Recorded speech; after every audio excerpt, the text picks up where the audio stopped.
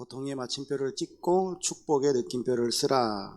자, 오늘 네 번째, 주의 손으로 나를 도우사 말씀을 가지고 함께 은혜를 나누고자 합니다.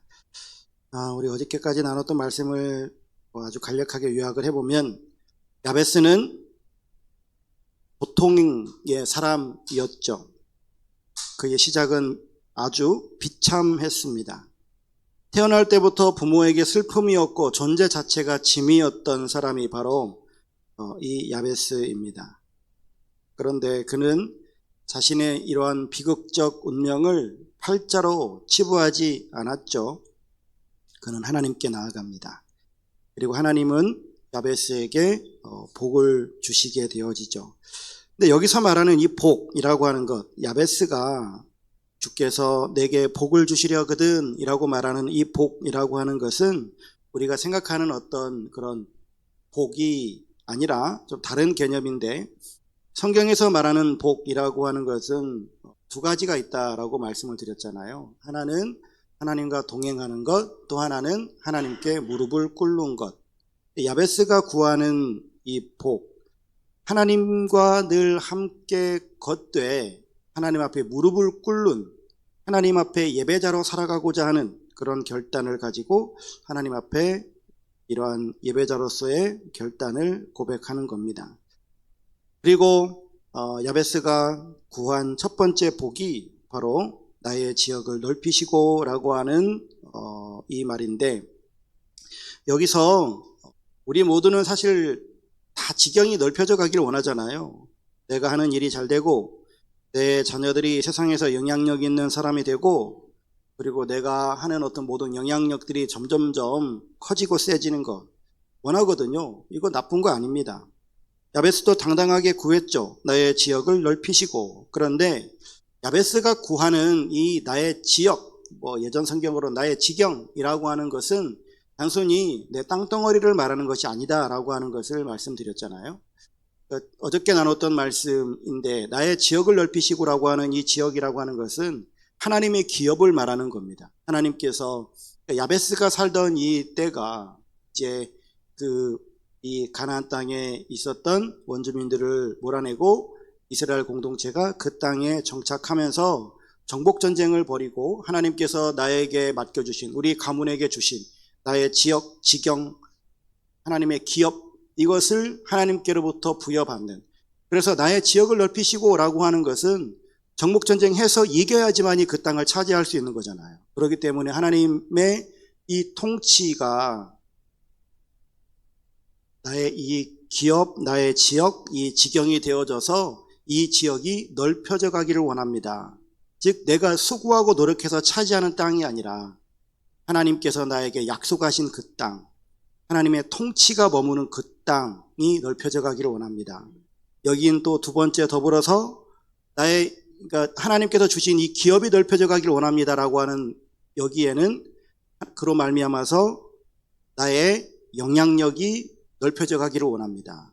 하나님께서 나를 하나님의 사람으로 부르시고, 그리고 이 땅 가운데 나를 심으시고, 그로 말미암아서 내가 이 땅에서 하나님의 영향력을 끼치며 살아갈 수 있는 존재로 나를 세워주옵소서라고 하는 의미이고, 또한 나의 지역이라고 하는 거기에는 분명히 경계가 있는 거잖아요. 그렇기 때문에 이 경계라고 하는 것은 나의 어떤 세력을 말하는 것이기도 하지만, 이것이 이제 기업이고 또한 영향력이지만, 또 하나는 이 기업이 울타리의 개념도 있는 거거든요. 하나님의 울타리 안에 내가 거하기를 원합니다.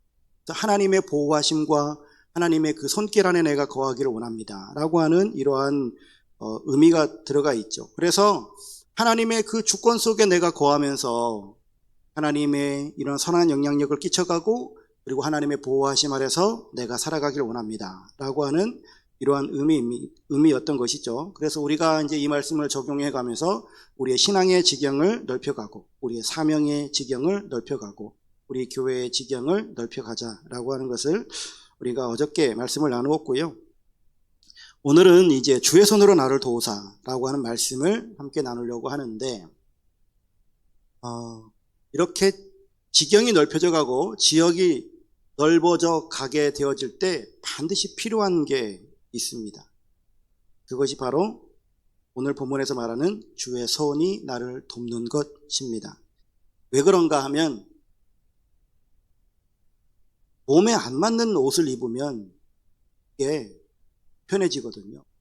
그리고 그것이 옷이면 괜찮은데 이게 어떤 큰 일이라고 생각하면 실력도 안 되는 사람을 그 자리에 앉혀놓으면 재앙이에요. 우리나라가 얼마 전에 겪었었던 그런 사건도 비슷하지 않겠습니까? 저도 예전에 여러분들께 고백했지만 제가 대학원 신학대학원 다니면서 신대원 다니면서 제가 원우회장을 했는데 전 그 원우회장이 저에게 몸에 안 맞는 옷이었어요. 저는 원우회장을 할 만한 어떤 그런 깜냥이 있는 것도 아니고 그런 리더십이 있는 사람도 아니었는데 그냥 제 주변에 있는 사람들이 저를 갖다 그냥 그렇게 세워놨어요. 그래갖고 그냥 추대돼서 제가 됐거든요. 근데 참 힘들었어요. 그러니까 제가 학교에 대한 어떤 비전이 있었던 것도 아니었고 그런 것을 준비하면서 무엇인가를 모색해 본 바도 없었고 그냥 어쩌다 보니까 사람들이 그냥 막 밀어가지고 그냥 제가 했는데 그래서 많이 힘들었죠. 그때 당시 우리 학교가 되게 힘들었었던 때여가지고 많이 괴로웠었어요. 저의 어떤 그런 모습들도 생각이 납니다. 그런데 아마 윤석열 대통령도 그랬지 않았을까요? 자기 몸에 안 맞는 옷을 입다 보니까 대통령으로서의 어떤 그런 깜이 아니었는데 대통령직을 수행하다 보니까 참 나라도 어려워지고 본인 스스로도 괴로운 그런 일이었지 않겠는가 싶어요. 여러분, 이렇게 지경이 넓혀져 간다. 교회로서는 교회가 만약에 숫자가 늘어나고 부흥이 된다 라고 한다면 사람이 많아지면 그만큼 변수가 많이 생겨요. 그러겠죠? 네. 100명이면 100가지 일이 생기는 거고 1000명이면 1000가지 일이 생기는 거예요. 그러니까 지경이 넓혀져 간다, 지역이 넓어져 간다라고 하는 것은 그만큼 다양한 변수들이 생기고 다양한 문제들이 발생한다라고 하는 거예요. 그만큼 내가 할 수 있는 역량은 한정적인데 지역이 넓혀져 가면 내가 그 모든 것들을 다 처리하고 감당할 수가 없거든요. 물론 할 수 있는 사람도 있겠죠. 그런데 그게 안 되는 사람들도 많아요. 내 지능으로 해결 안 되는 문제도 있고 내 인맥으로도 도저히 뚫을 수 없는 어떤 그런 부분들도 있고요. 내 실력으로 감당이 안 되는 어떤 그런 일들이 생겨져 버리면 사람이 무너집니다. 그래서 지경이 넓어질 때 우리에게 가장 필요한 것이 내 수완이나 내 인맥이 아니라 바로 하나님의 손인 거예요. 그때 우리는 깨닫습니다. 내 지경이 넓어지는 만큼 내 고통도 넓어지는구나. 이걸 생각해야 돼요. 그래서 야베스는 무서웠던 것 같습니다. 지경은 넓어져 가는데 내 실력은, 내 능력은 그대로인 것이 두려웠던 거죠. 그래서 그는 매달립니다. 주님, 내 지경이 넓어지는 만큼 주의 손이 나를 더 꽉 붙들어 주셔야 합니다. 주님의 손이 아니면 저는 이 넓은 지경에서 길을 잃고 말 겁니다. 여러분, 혹시 여러분들에게 이런 거룩한 두려움이 있으실까요? 질문을 좀 바꿔서 여러분들은 여러분들의 삶의 지경이 넓어져 가기를 소망하십니까? 건강의 지경이 넓혀져 가기를 원하시나요? 좀 더 건강했으면 좋겠다 꿈꾸십니까? 아니면 돈이 좀 더 많아졌으면 좋겠다, 내 물질의 지경이 더 넓어져 갔으면 좋겠다 꿈꾸십니까? 아니면 말고요. 만약에 정말 그러하다고 한다면 주님, 내 지경이 넓어져 가는 만큼 주님의 손이 나를 더 세게 붙들어 주시옵소서. 우리 이러한 간구를 해야 되지 않을까요? 내 힘으로 감당할 수 없는 이러한 지경이 넓혀져 버리면 고통이거든요. 그러나 주님의 손이 경영하는 그 지경은 축복인 줄로 믿습니다. 성경에서 오늘도 말씀하고 있는 것처럼 주의 손, 하나님의 손이 어떤 의미가 있는가? 원어적인 뉘앙스를 보면요, 히브리어로는 야드이거든요. 이것은 힘과 권세를 뜻하는 단어입니다. 하나님의 손은 즉 힘과 권세를 뜻해요. 이제 성경에 보면 이 하나님의 손에 대해서 설명을 해주고 있는데, 야베스는 자신의 이름인 이 야베츠, 그리고 이 고통, 자기가 당하고 있는 이 고통이라고 하는 것이 바로 오체부인데, 그러니까 자기의 이 고통을 하나님의 손으로 덮어달라라고 하는 그런 간구를 드리는 것이고, 또한 하나님의 권능의 손길로 말미암아서 나의 이 모든 지경들이 하나님의 통치 안에 거하기를 간절히 사모하는, 하나님의 손으로 말미암아 이 모든 것들이 다스림을 받고 있는 이러한 것들을 지금 기도하고 있거든요. 그래서 성경에서 하나님의 손이 무엇을 의미하는가, 세 가지의 의미가 있는데, 첫 번째는 하나님의 손은 능력의 손입니다. 시편 8편 3절에 주의 손가락으로 만드신 주의 하늘을 보나이다 라고 시편 기자는 고백합니다. 하나님의 손은 창조의 손이에요. 하나님께서는 하나님의 손을 통하여서 불가능을 가능케 합니다. 홍해를 가르시는 손이시고 여리고성을 무너뜨리는 손입니다. 즉 인간에게는 한계라고 하는 것이 있지만 하나님의 손으로는 한계가 없고, 하나님의 손이 개입하면 인간의 그 모든 벽들은 거기에 문이 생기게 되어지는 거예요. 하나님의 손만 개입하면 우리에게는 벽은 사라집니다. 두 번째, 하나님의 손은 인도하는 손인데 시편 139편 10절, 거기서도 주의 손이 나를 인도하시며 주의 오른손이 나를 붙드시리이다. 그러니까 하나님의 손은 인도하시는 손이에요. 우리가 어떤 낯선 길을 걸어갈 때 내비게이션에 의존하는 것처럼 주님의 손은 우리 인생의 내비게이션이 되어집니다. 우리가 잘못된 길로 갈 때 우리 하나님께서는 우리를 바른 길로 이끌어 주시죠. 세 번째, 하나님의 손은 보호의 손이에요. 요한복음 10장에도 예수님은 말씀하십니다. 그들을 내 손에서 빼앗을 자가 없느니라. 예수님은 우리를 이렇게 보호하고 계시고 악한 마귀에게 우리를 빼앗기지 아니하십니다. 세상의 풍파가 몰아쳐도, 사단이 우리를 삼키려 달려들어도 하나님의 손바닥 안에 있는 영혼은 안전하다라고 하는 것이죠. 그 손은 세상 무엇보다도 강한 방패이기 때문에 그러합니다.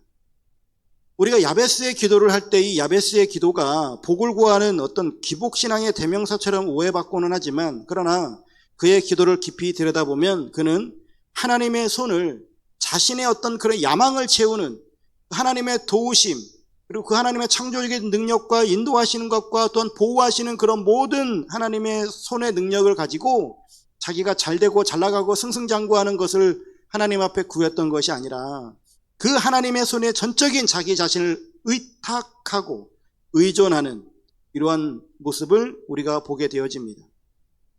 그래서 우리가 이 야베스의 이 주의 손으로 나를 도우사라고 하시는 이 말씀을 통해서 우리가 깊이 고민해야 될 것은 뭐냐면, 우리가 지금 기도할 때 우리도 주의 손을 간구하고 있는데, 그 하나님의 손을, 나는 하나님의 손을 도구로서 구하고 있는가, 아니면 임재로서 구하고 있는가.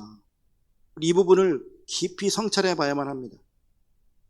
우리는 흔히 문제를 해결하고 내 지경을 넓히는 능력의 도구로서 하나님의 손을 찾을 때가 많아요. 마치 요술램프의 지니처럼 내가 필요할 때만 불러내서 내 욕망을 채워달라고 때를 쓸 때도 많이 있습니다. 하지만 야베스가 구한 주의 손으로 나를 도우사라고 하는 이 간구는 다릅니다. 야베스라고 하는 이름은 고통이잖아요. 태어날 때부터 슬픔의 낙인이 찍힌 그가 발견한 유일한 소망은, 나를 이 비극의 굴레에서 건져내실 분은 오직 하나님 한 분밖에 없다라고 하는 것을 믿었어요. 그래서 그분께 엎드리는 겁니다. 내게 복을 주시려거든. 앞서도 우리가 말씀을 살폈듯이 내게 복을 주시려거든 라고 하는 이 말 자체도, 하나님, 내가 하나님 앞에 엎드리겠습니다 라고 하는 거잖아요. 하나님 앞에 내가 엎드리겠습니다. 하나님을 내가 예배하는 자가 되겠습니다 라고 하는 거잖아요. 나에게 풍성케 하여 주시옵소서가 아니라 내가 하나님께 엎드리겠습니다.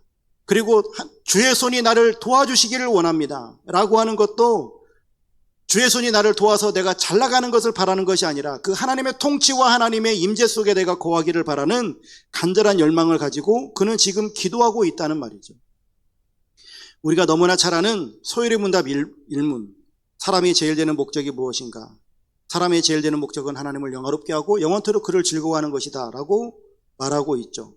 예전에 이 부분을 가지고도 우리 함께 말씀을 나누었던 기억이 있는데, 여러분, 우리가 신앙생활하면서 절대적으로 잊지 말아야 될 것, 하나님을 기쁘시게 해드리려고 노력하지 마십시오. 하나님을 기쁘시게 해드리려고 하지 말고 하나님을 기뻐하십시오. 하나님을 즐거워하세요. 여러분, 우리가 하나님을 무엇으로 기쁘시게 해드릴 수 있겠어요? 내 자식을 드리면 하나님이 기뻐하시겠습니까? 여러분, 재산을 다 팔아드리면 하나님이 기뻐하시겠어요? 아니에요. 여러분, 우리가 무엇을 가지고도 하나님을 기쁘시게 해드릴 수 있는 것은 없어요. 우리가 할 수 있는 일은 그분을, 나를 구원하시고 나를 사랑하시는 그분을 우리는 즐거워하는 것이 우리가 할 수 있는 최선인 것 같아요.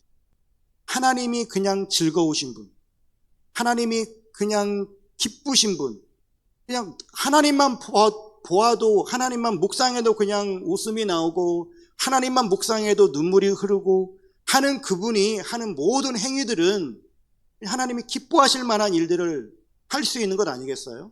그냥 저절로 그 일이 되지 않겠습니까? 그냥 하나님을 너무나 사랑하는 그 사람이 하는 그런 모든 행위들은 하나님이 얼마나 기뻐하시겠어요? 그런 일들로 말미암아 하나님이 얼마나 영광을 받으시겠냐고. 그런데 하나님을 즐거워하지도 못하고 하나님을 기뻐하지도 못하고 한 그 사람이, 하나님 나를 도와주십시오, 하나님 나를 지경히 넓혀주십시오, 하나님 주의 손으로 나를 축복하여 주시옵소서, 맨날 기도한들 그 기도가 얼마만큼 하나님께서 기쁘게 응답하실 수 있을까 싶어요. 여러분, 신앙의 제1 원리는, 그래서 하나님을, 즉 하나님의 손을 내가 도구로 여길 것인가, 즉 하나님의 그 능력을 나를 성공시키는 데 쓸 것인가, 아니면 그 하나님의 손이 임재하시는, 즉 하나님이 임재하시는 것을 즐거워하는 신앙생활을 할 것인가. 여기에 우리의 신앙의 어떤 길이 한가름 날 겁니다. 정말 여러분들, 오늘 이 야베스가 주의 손으로 나를 도우사라고 하는 이 말씀은 우리들에게 강력한 손길로 임하셔서 나를 축복해 주십시오라고 하는 것이 아니라 하나님의 그 임재를 간절히 사모하는 이 야베스의 이 마음, 또 우리의 신앙의 길이 이러한 길이 되어야 될 줄로 믿습니다. 그리고 두 번째로 우리가 생각해야 될 것은 지경의 확장보다 더 중요한 것이 무엇일까요? 야베스가 지역의 확장을 위해서도 기도했고, 그리고 내일도 살펴볼 말씀이지만 따로 환난을 벗어나 근심이 없게 없어서라고 하는 어떤 이러한 기도를 드리는 그런 모든 기도 속에 야베스가 정말로 간절히 사모하는 건 뭐냐면, 아까도 하나님의 임재를 야베스가 바라고 있었지만 또 동일하게 하나님과 함께하는, 그래서 내가 지금 신앙생활하면서 누구와 함께하느냐가 대단히 중요하다라고 하는 겁니다. 여러분, 신앙생활 하시면서 누구와 함께하고 계십니까? 우리는 신앙생활 하면서 하나님과 함께하고 있고 말씀과 함께하고 기도와 함께하는 그런 신앙생활 한다라고 말은 하는데, 그런데 하나님이 빠진 성공, 하나님이 없는 돈, 하나님이 배제된 어떤 건강, 이러한 것들로만 내 삶 속에 채워진다라고 한다면 그거는 독이든 성배 아니겠어요? 하나님이 빠져버리는 어떤 내 모든 풍족함이라고 하는 것은 죄로 그냥 치닫고 있는 어떤 그런 정욕으로 쓰일 수밖에 없는 그런 것 아니겠습니까? 그래서 오늘 우리가 간절히 기도해야 될 것은 뭐냐면, 확장의 어떤 결과들, 지경이 넓혀져 가고 내 지역이 넓혀져 가는 것보다 더 중요한 것은 내가 이 확장된 지경 속에서 하나님과 함께 거하고 하나님을 기뻐하는 그러한 신앙생활을 하는 것이겠죠. 그래서 여러분들께 간절히 권면드립니다. 하나님을 이용하지 말고 하나님 안에 거하시는 여러분들의 삶이 되시기를 주의 이름으로 축복합니다. 하나님을 우리의 리모컨으로 쓰지 마십시오. 리모컨을 돌려가면서 내가 채널을 막 바꿔가는 것처럼 하나님 오늘은 요거해 주시고, 하나님 오늘은 요거해 주시고, 하나님 오늘은 요거해 주시고, 우리가 그런 기도를 할 것이 아니라 우리가 그분의 손에 붙들린 도구가 되었으면 좋겠습니다. 하나님의 손에 붙들린 우리가 되어져서, 그래서 하나님과 긴밀한, 그리고 하나님께서 나를 대행자로 이 세상에서 쓰시기에 부족함이 없도록 그런 삶을 살아가는 우리 모두가 될 수 있기를 주의 이름으로 축복합니다. 하나님의 손이 떠난 그런 성공이 얼마만큼 위험할까, 이 부분을 좀 생각을 해보면, 성경에 보면 사울이라고 하는 임금이 나오잖아요. 그 사람은 정말 겸손하게 시작했거든요. 그래서 이스라엘의 첫 번째 왕이라고 하는 정말 영광스러운 지경을 얻었어요. 그러나 어느 순간부터 하나님의 손을 의지하지 않습니다. 자기 손으로 제사를 드리고요, 자기 손으로 전리품을 챙겨요. 하나님께서 원하시지 않는 일들만 골라서 해요. 그 결과가 무엇인가? 성경은 무섭게 기록하는데 여호와의 영이 사울에게서 떠나고 라고 말씀합니다. 주의 손이 떠난 사울은 분명히 임금으로서 왕좌에 앉아있기는 하지만, 그러나 악신에 시달리는 비참한 광인이 되죠. 결국 그는 자살로 생을 마감합니다. 여러분 기억하십시오. 하나님의 손이 떠나버린 돈은 우리들에게 축복의 통로가 아니에요. 하나님의 손이 떠난 어떤 권력이나 아니면 인생은 축복이 아니라 저주일 수밖에 없어요. 여러분들의 인생이 잘 되고 있으십니까? 여러분들의 자녀들이 계획대로 잘 되고 잘 자라나고 있나요? 그때가 바로 주의 손이 가장 강력하게 역사하셔야 할 때인 줄로 믿습니다. 그래서 주님, 내 손이 교만해지지 않게 해주시고 주의 손이 나를 계속해서 다스려 주시옵소서 라고 간구하면서 나아가야 하겠죠. 마지막으로 우리가 좀 말씀을 나눌 것이, 하나님의 손이 함께하는 우리의 삶의 태도는 어떠해야 될 것인가, 이 부분을 좀 우리가 묵상해 보았으면 좋겠습니다. 첫 번째로는 내 손을 비웠으면 좋겠습니다. 하나님은 우리와 함께 거하시길 원하시고 내 안에 들어와 계신다라고 합니다. 그냥 쉽게 하나님과 우리가 서로 손에 손을 맞잡고 걸어가기 위해서는 내 손에 든 것이 없어야 되잖아요. 내 손에 돈도 쥐어지고 권력도 쥐어지고 여러 가지 것들을 막 주렁주렁 가득 들고 있어서는 주님과 손을 맞잡고 갈 수가 없고, 돈을 포기하십시오, 뭐를 포기하십시오 라고 하는 것이 아니라 우선순위의 문제인 거잖아요. 하나님께서 우리들에게 주시는 복이 있습니다. 이미 나누었던 것처럼 우리에게 주신 건강도 있고 믿음도 있고 물질도 있고 여러 가지 것들이 있어요. 여러분들이 가지고 계신 많은 복들이 있어요. 하나님께서 나에게 주신 믿음을 가지고 우리가 나아갈 때, 나에게 주신 이 믿음을 가지고 하나님 앞에 나아가면서 나의 이 믿음을 하나님께 맡기고, 그리고 오로지 하나님의 손을 붙잡고 갈 수 있는 이런 신앙생활이 되어야 되겠죠. 그러면서 우리가 하나님 앞에 기도할 때, 하나님 나에게 무엇을 더 해주십시오 라고 하는 것이 아니라, 하나님 앞에 내 손을 펴고 나는 하나님밖에 의지할 분이 없습니다. 하나님 한 분이면 충분합니다. 하나님만이 내 인생의 전부이십니다 라고 고백하는, 그로 말미암아서 하나님께서 우리 인생 가운데 너희는 먼저 그 나라와 그 일을 구하라, 그리하면 이 모든 것들을 너에게 더해 주시리라. 솔로몬에게도, 솔로몬이 나는 작은 아이라 내가 이 많은 백성들을 할 수 없으니까 하나님 나에게 지혜를 주십시오 라고 했을 때, 하나님께서 그 솔로몬에게 부와 그리고 권력, 영광을 모두 다 주셨던 것처럼, 하나님 앞에 내가 가지고 있는 것들을 막 움켜쥐려고 하는 신앙생활이 아니라 이 모든 것들이 다 하나님으로부터 왔습니다, 이 모든 것들은 다 하나님의 것입니다 라고 고백하고 하나님 그분을 붙잡으려고 하는, 하나님 그분과만 손잡고 가려고 하는 이런 믿음의 길을 걸어갈 때에 하나님께서는 우리의 삶에 우리의 필요한 모든 것들을 채워주실 줄로 믿습니다. 그리고 이렇게 내 손을 비웠다라고 한다면 두 번째로 전적으로 하나님을 의탁해야 되겠죠. 의존하는 신앙생활을 해야 될 것입니다. 그래서 우리가 하나님께 우리의 의존적인 삶, 의탁이 결국은 믿음이잖아요. 우리가 하나님 앞에 믿음의 삶을 살아갈 때 우리가 우리 일상생활 가운데 실천해야 될 것들과 그리고 우리의 의사결정 가운데 실천해야 될 것들을 좀 말씀을 드리려고 합니다.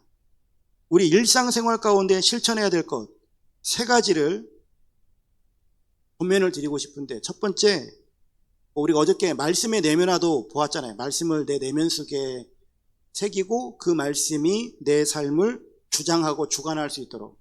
마찬가지입니다. 말씀을 삶에 적용하는 삶을 살아가셔야 돼요. 말씀이 없는 삶을 살아가서는 안 됩니다. 내가 오늘 살아가는 그 삶 가운데에 하나님의 말씀이 내 삶을 인도해 갈 수 있도록, 하나님 앞에 온전히 내 삶을 맡길 수 있고 그 말씀을 따라서 내가 무엇인가를 결정해 갈 수 있도록 말씀을 내 삶에 적용해 갈 수 있어야 된다고 하는 겁니다. 두 번째, 기도 생활인데요. 염려를 주님께 기도로 바꾸십시오. 근심 걱정 없을 수 없죠. 살면서 그런 것들이 생길 수 있으니 나의 염려를 기도로 바꾸십시오. 걱정거리가 생길 때 내 힘으로 해결하려고 애쓰기보다 문제를 그대로 하나님 앞에 내어놓는, 그리고 내 뜻과 내 삶으로 모든 것들을 밀어붙이려고 하지 말고 하나님 앞에 기도로 맡기고, 세 번째 해야 될 것이 바로 자기를 부인하는 거예요. 좀 더 다른 표현으로 하면 내 이해를 내려놓는 거예요. 나는 틀릴 수 있다라고 하는 것을 꼭 전제하십시오. 자기 부정이잖아요. 나는 틀릴 수 있음을, 내 생각이 틀릴 수 있음을 인정하라라고 하는 거예요. 더 정확하게 말하면 나는 무조건 틀려라고 생각하십시오. 우리가 생각하는 모든 생각들은 다 틀렸어요. 죄인된 인간이 생각하는 게 뭐가 맞겠습니까? 하나님이 생각하는 것만이 참이고 선인 줄로 믿습니다. 그렇기 때문에 우리가 말씀을 살펴보는 거죠. 그리고 그 말씀을 살펴보고 하나님의 말씀을 우리가 마음에 새기려고 하다 보니까 이 말씀은 어렵도다. 내가 이 말씀을 어떻게 이루을까? 라고 하니 하나님 앞에 기도하는 거죠. 하나님, 나는 이 말씀을 이룰 수 있는 능력이 없습니다. 주여 나에게 이 말씀을 이루어갈 수 있도록 오늘도 역사하여 주옵소서. 우리가 하나님 앞에 이러한 말씀을 삶에 적용하고 염려를 기도로 바꾸고 그리고 내 자신의 이해를 내려놓는 이러한 삶을 살아갈 때 우리가 일상 속에서 하나님의 손을 의지하고 또한 하나님의 또한 역사하심을 체험하게 되어질 줄로 믿습니다. 그리고 두 번째, 의사결정하는 어떤 내가 선택과 결정을 해야 될 문제들이 생길 수 있잖아요. 이런 문제가 생겼을 때, 이건 누차 여러분들에게 자주 강조하는 바이지만 제발 묻는 습관을 가지십시오. 하나님 앞에 묻는 습관을 가지세요. 물으세요, 제발. 기도하라는 게 아니라 기도도 해야 되겠지만 그냥 일상의 삶 가운데 하나님께 물으세요. 무엇을 하든지 물으세요. 여러분들이 지각이 없어서 이성이 없는 짐승과 같아서 물으라고 하는 게 아니잖아요. 여러분들 똑똑하고 이성을 가지고 있고 그리고 사리 판단 다 하실 수 있는 분들이지만 하나님께 물으라라고 하는 것은, 사소한 것까지 다 물으라라고 하는 것은 항상 하나님을 의식하라라고 하는 거예요. 하나님을 의식해야지만이 하나님께서 무엇을 원하시는지를 다시 한번 묵상할 것 아닙니까? 그냥 그거 없이 살아가면 그냥 오롯이 그냥 하나님 없는 삶을 살아가기가 쉬운 것이 우리 인생이에요. 물으십시오. 그리고 하나님께 이렇게 묻고, 그리고 그러면 하나님께서 오냐 요렇게 하거라 라고 말씀하시지 않으시니 그냥 내 감동대로 하나님께서 무엇을 원하실까? 그냥 우리 생각대로도 살잖아요. 예수라면 어떻게 하셨을까? 예수라면 어떻게 하셨을까? 질문을 던진 사람이 어떤 행동을 할 때 예수님이 어떻게 하셨을까? 이것이 정말 궁금한 사람은 성경을 주구장창 파야 되거든요. 예수님이 어떻게 하셨을지 성경에 있으니까. 그게 단순히 신약 성경만 말하는 것이 아니라 하나님이 무엇이라고 말씀하시나.